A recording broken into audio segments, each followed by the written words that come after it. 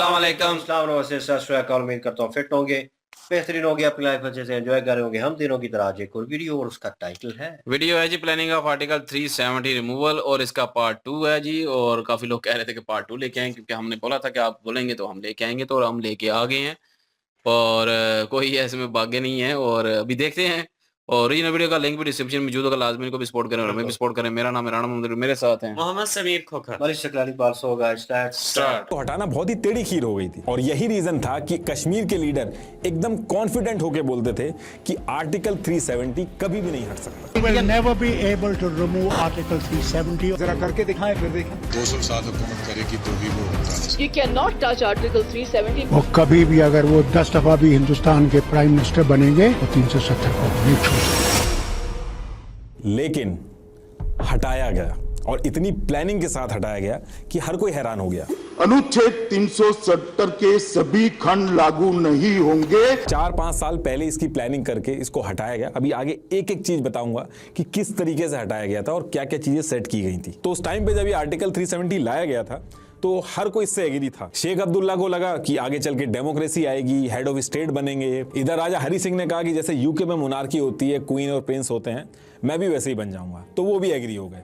तो इस तरीके से हर कोई एग्री था आर्टिकल 370 आने से। और क्योंकि सबकी अंडरस्टैंडिंग थी कि प्लेबिसाइड होगा, पाकिस्तान पीछे जाएगा, तब तक के लिए है, तो ये तो टेम्परेरी है। तो इसी रीजन की वजह से आर्टिकल 370 को इंडियन कॉन्स्टिट्यूशन के पार्ट 21 में ऐड किया गया। इंडिया का जो कॉन्स्टिट्यूशन है उसमें पार्ट 21 में जितने भी टेम्परेरी प्रोविजन होते हैं उनको ऐड किया जाता है। तो इसके बाद जम्मू एंड कश्मीर इंडिया का स्टेट बन के काम करना स्टार्ट करते हैं। अब इसके बाद ईयर 1951 में जम्मू एंड कश्मीर के कॉन्स्टिट्यूशन बनाने की बात होती है और इसकी वजह से आर्टिकल 370 को हटाने का जो ऑप्शन था वो भी खत्म हो जाता है। तो अब इस पर्टिकुलर टाइम पे आर्टिकल 370 जो था वो आ चुका था।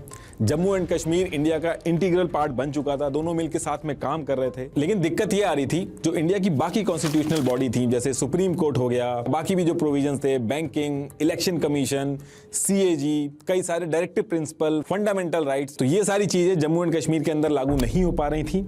और इंडिया चाहता था कि उसका स्टेट जो है जम्मू एंड कश्मीर, उसके अंदर ये सारे प्रोविजन जो हैं वो ऐड हों। तो इन सारी चीजों को लेके पंडित जवाहरलाल नेहरू शेख अब्दुल्ला से बात करना स्टार्ट करते हैं और मल्टीपल मीटिंग होती है नेहरू और शेख अब्दुल्ला के बीच में, और दिल्ली के अंदर होती है, तो इसको दिल्ली एग्रीमेंट भी बोला जाता है। तो इन सब चीजों को लेके जब नेहरू जी ने नेगोशिएशन स्टार्ट किया तो इधर से शेख अब्दुल्ला ने भी अपनी बातें रखना स्टार्ट की।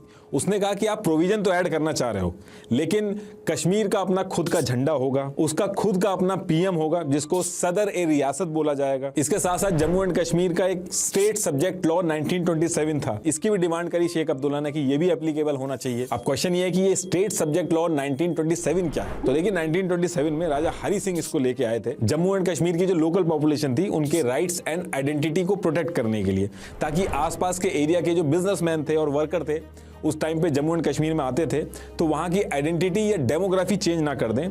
इस वजह से इस लॉ को लाया गया था। इस लॉ में मेनली यही था कि बाहर से कोई आदमी आएगा तो वो लैंड नहीं खरीद सकता, गवर्नमेंट जॉब जो होगी वो उसको नहीं मिलेगी, जो जम्मू एंड कश्मीर के परमानेंट लोकल रहने वाले हैं उनको मिलेगी, परमानेंट रेजिडेंट कौन होगा वो डिसाइड होगा इसमें। तो ये सारी चीजें थी इसमें। तो जवाहरलाल नेहरू इस पे कहते हैं कि जो तीनों चीजें हैं, ये जो स्टेट लॉ है आपका 1927 वाला, झंडे वाला जो सिस्टम है, और जो 2 पीएम की आप बात कर रहे हो, हम ये तीनों चीजें मान लेते हैं। लेकिन अब नेहरू जी ने ये कह तो दिया था, लेकिन ये करना आसान नहीं था, क्योंकि अगर जम्मू एंड कश्मीर में 2 फ्लैग होंगे, 2 प्राइम मिनिस्टर होंगे और स्टेट सब्जेक्ट लॉ मान लिया जाए तो ये तो एक तरह से इंडिया के अंदर डिस्क्रिमिनेशन हो गया। जो इंडिया के बाकी सिटीजन है उनके लिए डिस्क्रिमिनेशन हो गया। इंडियन कॉन्स्टिट्यूशन के चैप्टर ऑफ फंडामेंटल राइट्स है, आर्टिकल 14, आर्टिकल 19, आर्टिकल 21, इनके हिसाब से तो इंडियन सिटीजन में कभी भी डिस्क्रिमिनेशन नहीं होना चाहिए। जैसे मान लो मैं लखनऊ में रहता हूं और मैं कल को गुड़गांव शिफ्ट हो जाता हूं, तो कुछ टाइम बाद मेरी कॉन्स्टिट्यूएंसी चेंज की जा सकती है, मैं गुड़गांव से भी वोट कर सकता हूं। लेकिन जम्मू एंड कश्मीर में मैं जाके 50 साल भी रह लूं तो ऐसा नहीं कर सकता। तो ये चीज इंडिया के बाकी जो स्टेट के लोग थे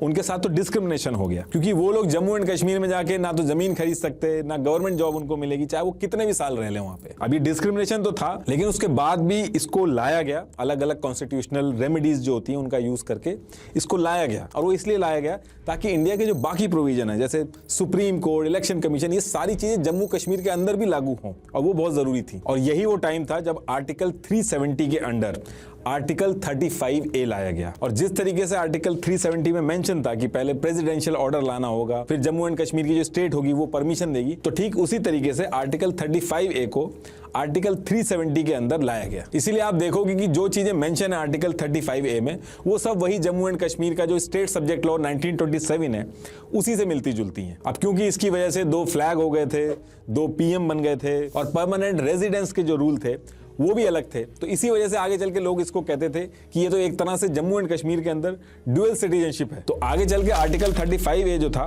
उसको बहुत क्रिटिसाइज किया जाता था, लेकिन उस पर्टिकुलर टाइम पे जब ये लागू हुआ था तो पूरे इंडिया में जश्न मनाया गया था। वो इसलिए क्योंकि इंडियन कॉन्स्टिट्यूशन के मेजॉरिटी ऑफ प्रोविजन जो थे वो इंप्लीमेंट हो गए थे जम्मू एंड कश्मीर में, और जम्मू एंड कश्मीर के लोग थे वो भी खुश हो गए थे, क्योंकि उनको लग रहा था कि जब तक प्लेबिसाइड होगा इंडिया के जो सिटीजन हैं वो यहाँ आके जमीनें खरीद लेंगे, यहाँ की सिटीजनशिप ले लेंगे, तो यहाँ की डेमोग्राफी चेंज हो जाएगी। तो ये जो आर्टिकल 35A है ये जो इंप्लीमेंट हो गया तो इसकी वजह से उनकी डेमोग्राफी खराब नहीं होगी, तो वो भी बहुत खुश थे। अब देखिए, जब ये आर्टिकल 35A इसको जब इंप्लीमेंट करने की बात चल रही थी तो शेख अब्दुल्ला के तेवर और एम्बिशन दोनों बदल चुके थे। जो कॉन्फिडेंस वो इंडिया को पहले दे रहे थे, अब इस पर्टिकुलर टाइम पे वो चीज चेंज हो चुकी थी। इनफैक्ट हर चीज में वो मना करने लगे थे, और इंटेलिजेंस की रिपोर्ट से ये भी पता चला था कि इन्होंने पाकिस्तान के साथ भी नेगोशिएशन स्टार्ट कर दी थी। इनफैक्ट आर्टिकल 35A को ये रोकने के चक्कर में भी थे। तो फिर इसी टाइम पे इनके ऊपर एक देशद्रोह का केस सामने आता है, जिसे कश्मीर कॉन्स्पिरेसी केस भी कहते हैं। तो इस केस के चक्कर में शेख अब्दुल्ला को हटा दिया जाता है, और जो उनके डेप्यूटी PM थे बख्शी गुलाम मोहम्मद, उनको PM बना दिया जाता है। और फिर आर्टिकल 35A के जितने भी डिस्कशन होते हैं वो कंटिन्यू करते हैं, और आगे चल के आर्टिकल 35A इंप्लीमेंट हो जाता है। उस टाइम पे यानी कि ईयर 1954 में हमारे जो प्रेसिडेंट थे वो राजेंद्र प्रसाद थे, तो उन्होंने प्रेसिडेंशियल ऑर्डर 1954 पास किया, जिसको जम्मू एंड कश्मीर की गवर्नमेंट ने अप्रूव किया, और फिर आर्टिकल 35A को आर्टिकल 3070 के अंदर में ऐड कर दिया गया। ये जो 1954 का प्रेसिडेंशियल ऑर्डर है, इसी के थ्रू जितने भी कॉन्स्टिट्यूशन थे जम्मू कश्मीर के अंदर ये डाले गए थे। इनफैक्ट 2019 से पहले अमेंडमेंट करके बहुत सारे अमेंडमेंट किए गए थे, और इंडियन कॉन्स्टिट्यूशन के जितने भी प्रोविजन वगैरह थे, जैसे कि banking, finance, CAG, election commission वगैरह, हर चीज इसी 1954 प्रेसिडेंशियल ऑर्डर में अमेंडमेंट करके डाले गए थे। जैसे जो PM की पोस्ट थी जम्मू एंड कश्मीर के अंदर, इसी प्रेसिडेंशियल ऑर्डर 1954 को अमेंड करके उसको चेंज करके CM कर दिया गया था। PM की जगह आप CM होने लगे थे। तो ये जो प्रेसिडेंशियल ऑर्डर 1954 है ये बहुत ही इंपॉर्टेंट था। 97 आइटम्स जो इंडियन कॉन्स्टिट्यूशन की यूनियन लिस्ट में मेंशन थे, उसमें से 94 आइटम जम्मू एंड कश्मीर में ऐड किए गए इसी प्रेसिडेंशियल ऑर्डर को अमेंड करके। इसलिए आप देखोगे जब बहस वगैरह भी होती है जो इंडिया के अगेंस्ट में रहते हैं, तो वो कहते हैं कि दिल्ली एग्रीमेंट और प्रेसिडेंशियल ऑर्डर 1954 से पहले की बात करो, उसके बाद की बात मत करो। तो ऐसे ही धीरे धीरे करके सारी चीजें की गई। आगे चल के इंडिया के अंदर राजशाही जो थी उसको खत्म किया गया।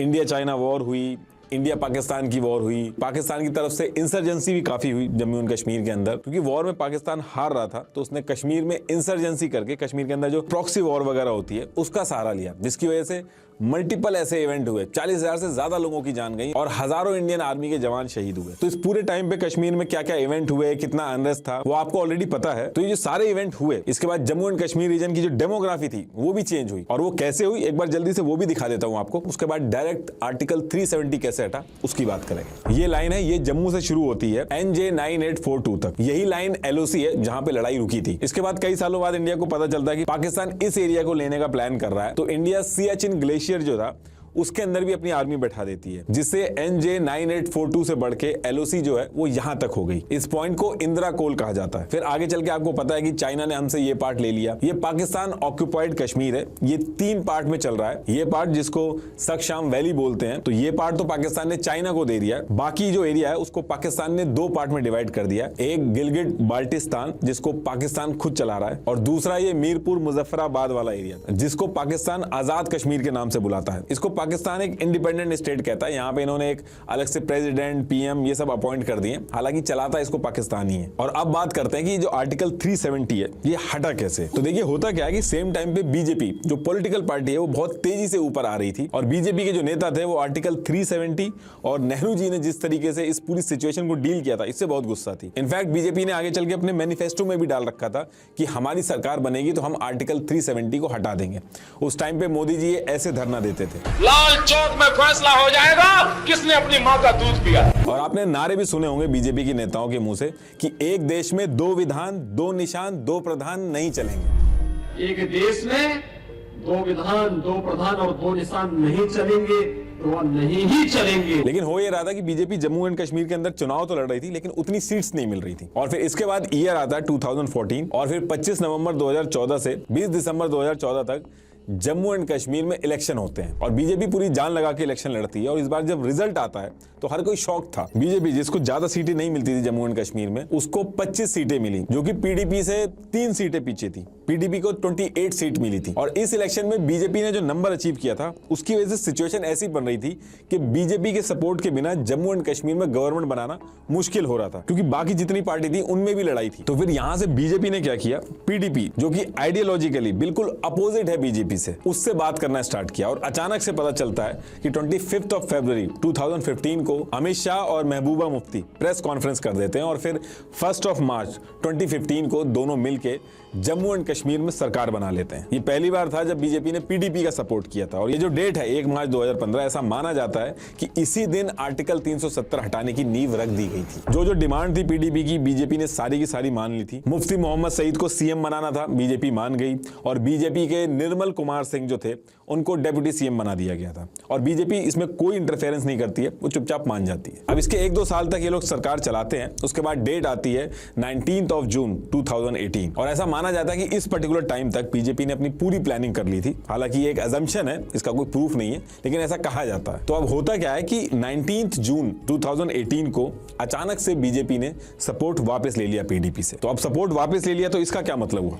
तो इसका मतलब ये हुआ कि टेक्निकली उस पर्टिकुलर टाइम पे जम्मू एंड कश्मीर में कोई भी गवर्नमेंट नहीं बची थी। और जम्मू एंड कश्मीर के कॉन्स्टिट्यूशन के आर्टिकल 92 के हिसाब से जब ऐसी सिचुएशन होगी, मतलब कि जम्मू एंड कश्मीर में गवर्नमेंट का ब्रेकडाउन होगा या कोई कॉन्स्टिट्यूशनल ब्रेकडाउन होगा, तो डायरेक्ट प्रेसिडेंट रूल नहीं लगेगा। उसकी बजाय शुरू के जो 6 मंथ होंगे उसमें जम्मू एंड कश्मीर का जो गवर्नर होगा वो चलाएगा जम्मू एंड कश्मीर को। अब इसके बाद क्या होता है कि 23 अगस्त 2018 को सत्यपाल मलिक को गवर्नर बना के जम्मू एंड कश्मीर के अंदर भेजा जाता है। और ऐसा कहा जाता है कि इस पर्टिकुलर टाइम पे इनके ऊपर जो इंडियन गवर्नमेंट थी, उनको बहुत कॉन्फिडेंस था कि ये बहुत सही से उस चीज को हैंडल करेंगे। सत्यपाल मलिक 2012 में ये बीजेपी के नेशनल वाइस प्रेसिडेंट भी बन चुके थे, तो इनके ऊपर बीजेपी को कॉन्फिडेंस बहुत था। तो इसके बाद जम्मू एंड कश्मीर में सिचुएशन ये थी कि गवर्नमेंट कोई थी नहीं और गवर्नर जो था वो ये सारी चीजें डील कर रहा था। लेकिन सत्यपाल मलिक जी के जम्मू एंड कश्मीर के अंदर आके गवर्नर बन जाने से काम पूरा नहीं होना था। असली गेम शुरू होना था 6 महीने बाद, जब प्रेसिडेंट रूल लगेगा।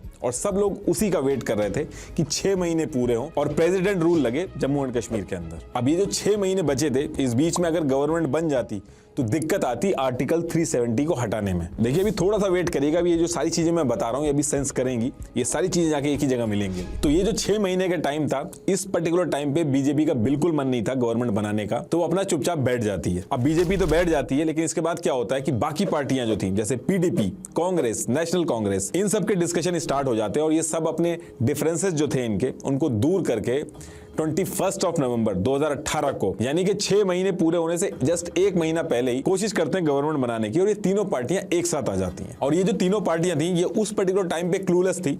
ये सरकार बनाने में लगी थी, लेकिन इनको कुछ आइडिया नहीं था कि आगे होने क्या वाला है। तो इसके बाद 21 नवंबर 2018 को ये जो पार्टियां थी, ये गवर्नर यानी कि सत्यपाल मलिक को रीच करती हैं। महबूबा मुफ्ती गवर्नमेंट बनाने के लिए सबसे पहले तो फोन वगैरह ट्राई करती हैं, लेकिन वो फोन नहीं उठता है। उसके बाद वो फैक्स भेजती हैं गवर्नमेंट बनाने के लिए गवर्नर सत्यपाल मलिक को। लेकिन आप कोइंसिडेंस देखिए, उसी पर्टिकुलर टाइम पे फैक्स मशीन खराब हो जाती है। अब देखिए 21 नवंबर 2018 की जो डेट थी वो तो टल गई थी, लेकिन 6 महीने कंप्लीट होने में अभी टाइम था। 20 दिसंबर 2018 को 6 महीने कंप्लीट होने थे। तो इसी बीच गवर्नर सत्यपाल मलिक जो थे, वो सेंट्रल गवर्नमेंट को रिकमेंडेशन भेजते हैं कि जिस तरीके के हालात है जम्मू एंड कश्मीर के अंदर और जिस तरीके से पार्टियों में मारामारी मची हुई है, तो यहाँ पे हॉर्स ट्रेडिंग यानी कि एमएलए वगैरह जो हैं उनको खरीदने की या फिर पैसे देके अपनी तरफ करने की, ये सारी चीजें होने के बहुत ज्यादा चांसेस हैं। तो ऐसी सिचुएशन में गवर्नमेंट फॉर्म करना सही नहीं रहेगा। और ये जो रिकमेंडेशन थी ये एक्सेप्ट हो जाती है। अब इसके बाद डेट आती है 20 दिसंबर 2018। इस दिन 6 महीने पूरे होते हैं और जम्मू एंड कश्मीर के कॉन्स्टिट्यूशन के हिसाब से जो प्रेसिडेंट रूल है वो लग जाता है। अब जब भी प्रेसिडेंट रूल लगता है तो प्रेसिडेंट खुद आके स्टेट को नहीं चलाते हैं, वो एक नोटिफिकेशन जारी करते हैं जिसमें सारी चीजें मेंशन होती हैं कि उनके बिहाफ पे स्टेट को कौन चलाएगा और कैसे चलाएगा। उस नोटिफिकेशन में सारी चीजें मेंशन होती हैं। तो सेम चीज जम्मू एंड कश्मीर के केस में भी होती है। 20 दिसंबर 2018 को 6 महीने पूरे होते हैं और 19 दिसंबर 2018 को प्रेसिडेंट एक नोटिफिकेशन जारी करते हैं।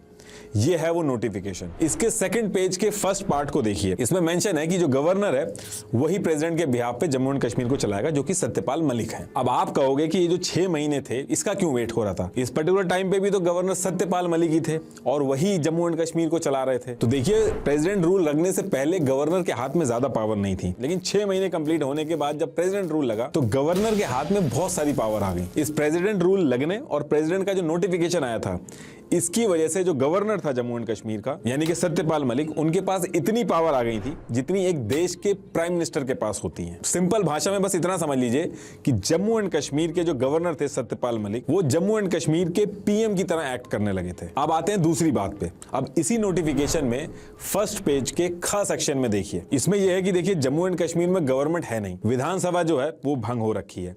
तो विधानसभा का जो काम है वो किसी ना किसी को तो करना होगा ना, तो करेगा कौन? तो इस प्रेसिडेंट नोटिफिकेशन का जो खास सेक्शन है, तो इसमें ये चीज बताई गई है क्योंकि विधानसभा भंग हो गई है तो उसकी जगह पे इंडिया का जो पार्लियामेंट है उसके बिहाफ पे एक्ट करेगा। अब आपको समझ में आ गया होगा कि 6 महीने का वेट क्यों हो रहा था और ये जो प्रेसिडेंट रूल आने के बाद जो ये जो नोटिफिकेशन आया था ये कितना इंपॉर्टेंट हुआ। इससे हुआ ये कि जम्मू एंड कश्मीर की जो पीएम की पोजीशन थी वो इंडियन गवर्नमेंट की तरफ से भेजे गए गवर्नर सत्यपाल मलिक उनकी हो गई और जम्मू एंड कश्मीर की जो पूरी लेजिस्लेटिव असेंबली है वो इंडिया की पार्लियामेंट हो गई। अब आगे चल के अगर जम्मू एंड कश्मीर के अंदर कोई चीज लानी है तो उसके अप्रूवल में जो दिक्कत आती थी वो खत्म हो गई इस एक नोटिफिकेशन से। मतलब कि महबूबा मुफ्ती और उमर अब्दुल्ला वगैरह इनकी जो पार्टियां थी, इनके हाथ से पावर शिफ्ट होके सेंट्रल गवर्नमेंट के हाथ में पहुंच गई थी। अब इतना काम करने के बाद जम्मू एंड कश्मीर की जो सिक्योरिटी थी उसके ऊपर ध्यान दिया गया क्योंकि कई सारी दिक्कतें खड़ी हो सकती थी। सेपरेटिस्ट मूवमेंट जो होता है वो खड़ा हो सकता था, पाकिस्तान की तरफ से रिटेलिएशन आ सकता था। तो इस चीज को लेके ऐसा कहा जाता है कि Ajit Doval, lieutenant general KJS Dhillon और जनरल विपिन रावत और इनके साथ मिलकर अमित शाह ने मीटिंग करी थी और एक meeting lieutenant general KJS Dhillon के घर पे भी हुई थी। अब देखिए, ये जो पर्टिकुलर चीज मैं बता रहा हूँ इसका कोई प्रूफ नहीं है, लेकिन कुछ लोगों ने मीटिंग की टाइमिंग वगैरह ट्रैक करके और कुछ बुक लिखी गई हैं, उनको जब मिलाया गया तो ऐसा लग रहा है कि ये लोग थे जो इन्वॉल्व थे सिक्योरिटी को हैंडल करने के लिए। इसके बाद इसमें 1-2 चीजें और बताई गई कि 1000 से ज्यादा जो सैटेलाइट फोन थे वो हाई रैंक ऑफिसर जो थे उनको दिए गए, उनको अलाउ नहीं था कि नॉर्मल फोन से वो लोग बात करें। और 20 C-17 ट्रांसपोर्ट कैरियर जो थे इनको रेडी किया गया 45,000 पैरामिलिट्री को जल्दी से जल्दी जम्मू एंड कश्मीर के अंदर डिप्लॉय करने के लिए। और 5 अगस्त 2019 की जो डेट थी वो डिसाइड हुई थी आर्टिकल 370 को हटाने के लिए और इसी के हिसाब से सारे अरेंजमेंट किए जा रहे थे सिक्योरिटी वगैरह को देख के। लेकिन इसी बीच में अमरनाथ यात्रा जो थी वो भी थी। तो 2 अगस्त 2019 को एक एडवाइजरी जारी की जाती है कि डिवोटीज यात्रा बीच में ही रोक दें और जो कश्मीर वैली है उसको छोड़ के वहां से बाहर चले जाएं। अब यहां से लोगों को लगने लगा था कि शायद कुछ बड़ा होने वाला जम्मू एंड कश्मीर के अंदर।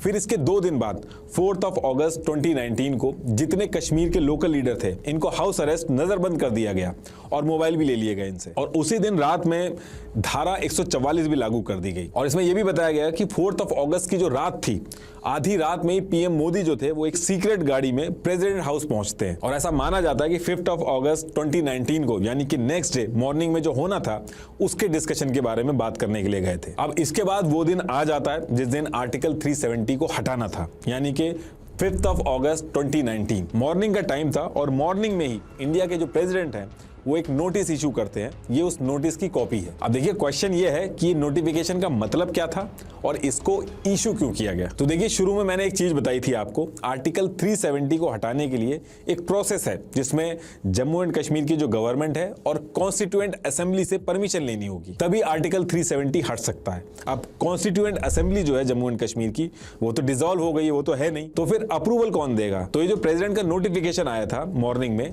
ये उसी चीज का सोल्यूशन था इसके अंदर। इस नोटिफिकेशन की पहली लाइन पढ़िए, हमने जम्मू एंड कश्मीर की गवर्नमेंट से परमिशन ले ली है, यानी कि सत्यपाल मलिक से परमिशन ले ली है। बाकी नीचे जो इसमें पूरा लिखा गया है, इसमें सिंपल सा मतलब यह है कि आज से जम्मू एंड कश्मीर की जो लेजिस्लेटिव असेंबली है उसको ही कॉन्स्टिट्यूएंट असेंबली बोला जाएगा। ये देखिए 2D जो है ये इसमें लिखा है। तो अब क्वेश्चन ये है कि क्या ऐसा पॉसिबल है, लीगली ऐसा पॉसिबल है कि किसी भी चीज का नाम चेंज करके उसका कुछ और नाम कर दो। तो देखिए, हमारे कॉन्स्टिट्यूशन के आर्टिकल 367 में ऐसे अमेंडमेंट होते हैं और ये चीज की जा सकती है। इसके साथ साथ फर्स्ट पॉइंट का पहला और दूसरा पार्ट देखिए, ये कह रहा है कि ये जो प्रेसिडेंट ऑर्डर 1954 था जिसको अमेंड कर करके जम्मू एंड कश्मीर में प्रोविजन वगैरह ऐड किए गए, इसको पूरी तरीके से हटा के उसकी जगह ये नया प्रेसिडेंट ऑर्डर 2019 है, ये लागू होगा। इसमें यह है कि जो भी इंडिया का कानून होगा वो as it is Jammu and Kashmir पे लागू हो जाएगा बिना किसी एक्सेप्शन के। तो मॉर्निंग में जैसे ये नोटिफिकेशन आया, इसके आते ही आर्टिकल 35A वगैरह सब राइट अवे खत्म हो गए। अब इसके थोड़ी देर बाद अमित शाह राज्यसभा पहुंचते हैं, लेकिन अमित शाह जब राज्यसभा के अंदर घुस रहे थे तो एक रिपोर्टर ने इनकी फोटोग्राफ ले ली थी एक डॉक्यूमेंट के साथ। ये वो पिक थी, इसको आप जूम करोगे तो ये फोटो है। इसमें मेंशन है कि कौन कब क्या काम करेगा, और इससे ही समझ में आ गया था कि रात में पीएम मोदी प्रेसिडेंट से मिलने क्यों गए थे। और पूरे मीडिया में इस पिक की वजह से हल्ला हो गया था और लोगों को समझ में आ गया था कि आर्टिकल 370 हटाने की तैयारी चल रही है। तो इसके बाद अमित शाह जो थे उनकी एंट्री राज्यसभा के अंदर होती है और अब टाइम था आर्टिकल 370 का पूरी तरीके से हटने का। अब यहाँ पे अमित शाह जो थे वो रेजोल्यूशन लेके आए थे और उनका काम यह था कि इस रेजोल्यूशन को पास कराना, यानी कि अब वोटिंग होगी राज्यसभा और लोकसभा में, और अगर मेजोरिटी में वोटिंग आ जाती है तो ये जो रेजोल्यूशन है ये पास हो जाएगा। तो अब क्वेश्चन ये है कि इस रेजोल्यूशन के अंदर था क्या। तो देखिए ये उस रेजोल्यूशन की कॉपी है। तो इसमें यह था कि आर्टिकल 370 के जितने भी पार्ट हैं ये सारे के सारे खत्म होंगे। दूसरी चीज, इंडिया का constitution as it is Jammu and Kashmir पर लागू हो जाएगा बिना किसी एक्सेप्शन के। और इस रेजोल्यूशन को इस तरीके से बनाया गया था कि आगे चल के कोई और गवर्नमेंट भी आएगी तो उसको भी हटाने में दिक्कत आएगी। तो इसके बाद वोटिंग हुई लोकसभा और राज्यसभा दोनों जगह पे रेजोल्यूशन पास हो गया। और जैसे ये पास हुआ प्रेसिडेंट ऑफ इंडिया ने इसको अप्रूव कर दिया। अब ये होते ही आर्टिकल 370 पूरी तरीके से जम्मू एंड कश्मीर से हट चुका था और अब Indian government Jammu and Kashmir में रूल बनाने के लिए उसको अप्रूवल नहीं लेना होगा। तो इस तरीके से आर्टिकल 370 को हटाया गया। लास्ट में एक बार फिर से आपको बता दूं, ट्राया ऐप डाउनलोड करके अपना फ्री हेयर टेस्ट लेकर अपना कस्टमाइज किट लीजिए और 5 से 6 महीने में रिजल्ट्स देखिए। लिंक मैंने डिस्क्रिप्शन में दे दिया है। Thank you.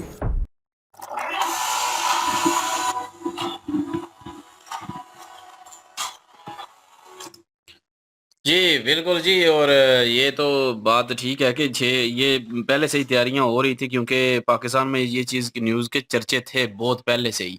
क्योंकि मैंने उससे पहले जो है वो ये न्यूज़ सुनी थी कि आर्टिकल 370 जो है वो रिवोक होने वाला है और जो है वो मोदी जी जो है वो करेंगे, और क्योंकि उनकी सीटें भी मेरा 300 से ऊपर थी, अबव थी उस वक्त भी, तो वो कर सकते हैं, तो वो हो जाएगा। लेकिन मैं वो कह रहा हूँ कि पाकिस्तानी न्यूज़ चैनल में ये सारी चीज़ें चल रही थी पहले से ही, लेकिन वो जो पाकिस्तान में बढ़ के मारते हैं कि हम ये नहीं होने देंगे, हम वो नहीं होने देंगे, तो वो उस वक्त कुछ भी नहीं कर सकते थे। हालांकि उनको सारा कुछ पता भी था कि ये होने वाला है, लेकिन कुछ भी नहीं कर सके, क्योंकि ये एक रूल एंड रेगुलेशन था। उधर जो कानून बना हुआ था उसके तहत था कि प्रेसिडेंट जो है वो, जैसे उन्होंने पूरी स्टोरी बताई है कि वो हुकूमत नहीं बना पाए, तो 6 महीने बाद जो है वो गवर्नर रूल से जो है प्रेसिडेंट रूल जो है वो लागू हो गया और प्रेसिडेंट ने जो है गवर्नर को सारे इख्तियार दे दिए और गवर्नर ने जो है वो सारे फिर जो है अप्रूवल दे दी इस चीज़ की।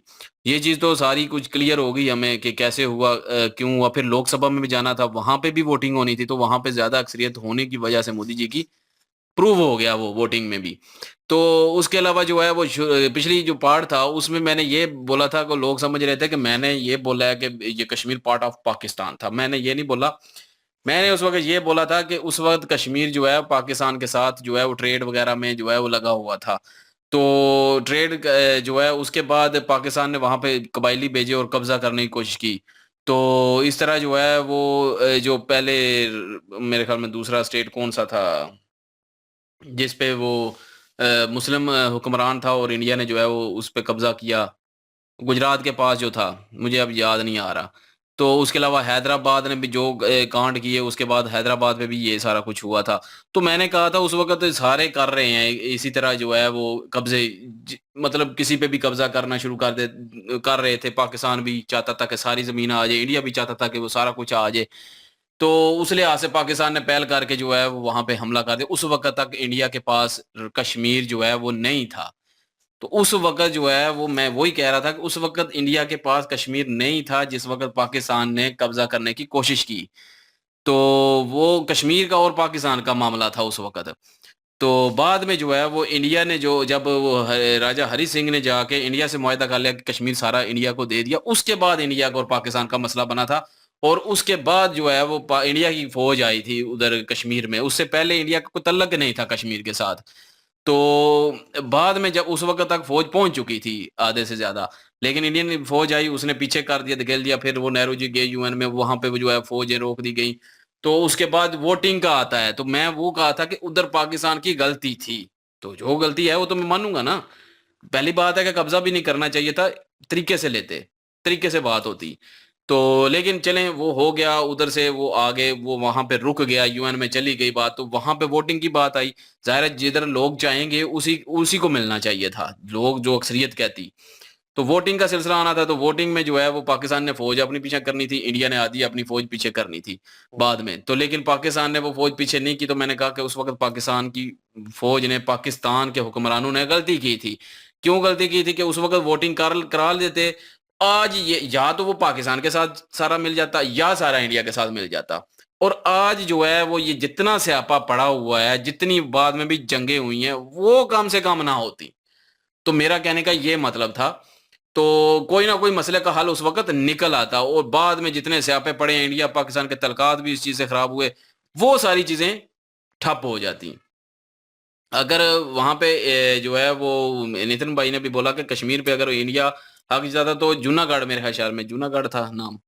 तो उधर जो है पाकिस्तान अपना हक जताने लग जाता तो वो यूएन में वहां पे रोकना पड़ा उस वक्त समझदारी इंडिया के नेहरू जी ने की थी उस वक्त ये चीज लेकिन बाद में मसला बना था उस चीज का लेकिन ये है कि उस वक्त तक फिल वक्त उन्होंने वो सोचा क्योंकि उधर फिर जूनागढ़ का मसला भी उठता हैदराबाद का भी उठता तो वो भी स्यापे पड़ जाने थे तो उन्होंने जो है वो यूएन में इधर बात रखी थी तो उस वक्त जो है वो तय यही हुआ था कि यहाँ पे रोक दें और जो वोटिंग है वो हो जाए उस वक्त पाकिस्तान ने गलती की नहीं की तो जो कि आज तक जो पाकिस्तान और इंडिया की लड़ाई चल रही है उस वक्त पाकिस्तान उस जगह पे गलत था और अगर वहां पे वोटिंग हो जाती तो आज फैसला हो जाता या तो वो अवाम पाकिस्तान के साथ होती या वो अवाम इंडिया के साथ होती मतलब या कश्मीर इंडिया का होता या पाकिस्तान का होता खत्म हो जाती बात वहां पे ना लड़ाई होती बॉर्डर बन जाते एलओसी रहती ना तो ना लड़ाई होती ना झगड़े होते और हो सकता है आज तलकात काफी बेहतर भी होते पाकिस्तान इंडिया में जो पाकिस्तान ने बाद में भी जंगें की वो भी ना होती तो मैं वो कह रहा था लेकिन अभी जो आर्टिकल जो 370 रिवोक करने का आगे पूरा प्रोसीजर बताया तो इतना आसान नहीं था तो ये बड़ी मुश्किल काम था तो लेकिन ये है कि वक्त एक अच्छा वक्त की जरूरत थी कि ये इसको रिमूव करने के लिए वो सारे जो कानून बने हुए थे कानून के जरिए जो है सारा लेके जैसा जैसा कानून में लिखा होता अमेंडमेंट भी होती रही है कानून में बाद में लेकिन ये है कि वो उसको खत्म करने के लिए जो है वो एक वक्त की जरूरत थी जो वक्त जो है वो ये हुकूमत ना बना पाते तो परमिशन ना लेनी पड़ती प्रेसिडेंशियल कानून आ जाता तो उसके बाद जो है वो आसानी हो जाती तो वही वेट कर रहे थे बीजेपी वाले इंडिया वाले तो वो आ गई हुकूमत तो उसके बाद जो है वो उन्होंने रिवोक कर दिया तो जिसको चैलेंज सुप्रीम कोर्ट में भी गया सुप्रीम कोर्ट ने कहा था ठीक है वो टेम्परेरी था और आज खत्म हो गया क्योंकि वो कानून के जरिए उन्होंने किया है और इंडिया ने कानून के जरिए किया है ना तो यही तो मसला है तो कोई भी कुछ नहीं कर सकता उन्होंने एक और चीज भी चेंज कर दी है ना कि मतलब कोई और हुकूमत आएगी तो उसको होल्ड करेगी तो उसको चेंज नहीं कर सकती तो जाहिर है वो तो फिर पक्का काम करना था ना कच्चा तो नहीं ना करना मतलब कि मोदी हुकूमत चाहती थी कि ये प्रॉपर वे में एक ही बार में फैसला हो और